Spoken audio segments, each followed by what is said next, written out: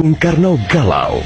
Ia menghitung jika sampai terjadi peperangan, secara matematis tidak akan mungkin bisa mengalahkan sekutu. Persenjataan mereka jauh lebih lengkap, dan keahlian militernya lebih memadai. Atas saran Jenderal Besar Sudirman, Bung Karno diminta mengirim utusan khusus kepada Roisul Akbar Nahdlatul Ulama, Hadratus Syekh Kiai Haji Hashim Asy'ari di Pondok Pesantren Tebu Ireng, Jombang. Tujuannya meminta fatwa Kiai Hashim tentang hukumnya berjihad membela negara yang notabene bukan negara Islam seperti Indonesia. Kiai Hashim lantas memanggil Kiai Haji Wahab Hasbuloh dari Tambak Beras, Jombang. Kiai Wahab diminta mengumpulkan ketua-ketua NU se-Jawa dan Madura untuk membahas persoalan ini. Bukan hanya itu, Kiai Hashim juga meminta kiai-kiai utama NU melakukan sholat istikharah, salah satunya Kiai Abbas dari Buntet, Cirebon, Jawa Barat. 21 Oktober 1945, seluruh delegasi NU se-Jawa dan Madura telah berkumpul di kantor pusat Ansor di Jalan Bubutan, Surabaya. Kiai Hashim memimpin langsung pertemuan tersebut dan kemudian dilanjutkan oleh Kiai Wahab. Setelah melalui diskusi yang cukup panjang dan mendengarkan hasil istikharah para kiai utama NU, esok siangnya, tanggal 22 Oktober 1945, pertemuan menghasilkan 3 rumusan penting yang kemudian dikenal dengan istilah Resolusi Jihad NU. Pertama, setiap muslim, tua, muda, dan miskin sekalipun, wajib memerangi orang kafir yang merintangi kemerdekaan Indonesia. Kedua, pejuang yang mati dalam membela kemerdekaan Indonesia layak dianggap syuhada. Ketiga, warga yang memihak kepada Belanda dianggap memecah belah persatuan dan oleh karena itu harus dihukum mati. Dokumen resolusi jihad ditulis dalam huruf Arab Jawa atau pegon, ditandatangani Kiai Haji Hashim Asy'ari, disebarluaskan ke jaringan pesantren, tak terkecuali kepada komandan-komandan Laskar Hizbullah dan Sabilillah di seluruh penjuru Jawa dan Madura. Dokumen resolusi jihad juga dimuat di sejumlah media massa pergerakan masa itu. Hanya berselang 3 hari pasca resolusi jihad dicetuskan, 6.000 tentara sekutu mendarat di Pelabuhan Tanjung Perak, Surabaya dengan persenjataan lengkap. Mendengar kedatangan pasukan penjajah, ribuan santri dan kiai dari penjuru Jawa Timur bergerak menuju Surabaya. Situasi pun terus memanas dan cenderung tak terkendali.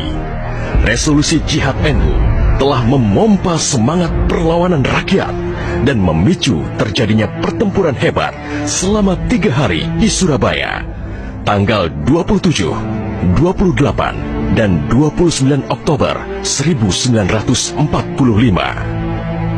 Tentara Inggris kewalahan menghadapi perlawanan rakyat Jawa Timur.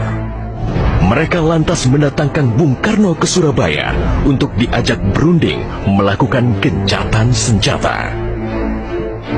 Pagi hari tanggal 30 Oktober, gencatan senjata ditandatangani pemerintah Indonesia dan Inggris.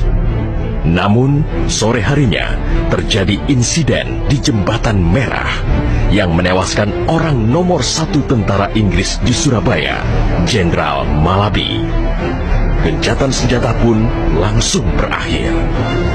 Pengganti Malabi, Jenderal Robert Munser, mengultimatum Laskar Pejuang dan tentara Indonesia agar menyerahkan senjata kepada Inggris paling lambat 10 November 1945. Jika tidak, Inggris mengancam akan membumi hanguskan Surabaya. Mendengar ancaman itu, para komandan Laskar Hizbullah, Sabilillah, Mujahidin, TKR, dan para santri marah besar. Seorang pemuda bernama Sutomo atau yang dikenal dengan Bung Tomo sowan kepada Kiai Hashim.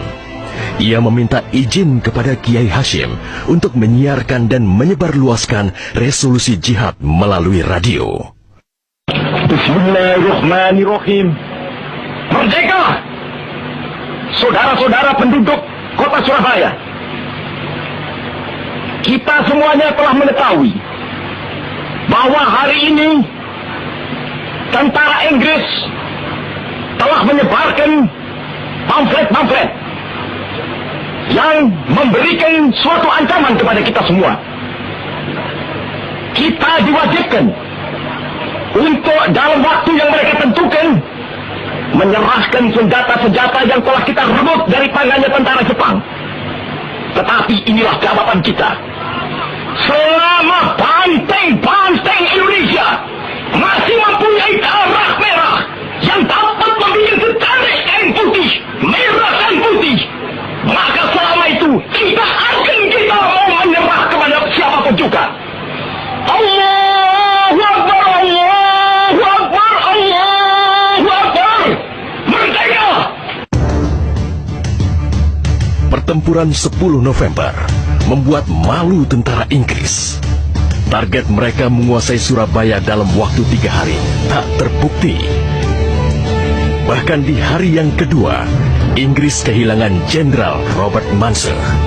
Artinya, dalam 1 bulan menghadapi arek-arek Surabaya, mereka sudah kehilangan 2 jenderal terbaiknya. Perang Surabaya berlangsung selama 3 minggu. Takbir dan pekik merdeka menggema selama pertempuran berlangsung.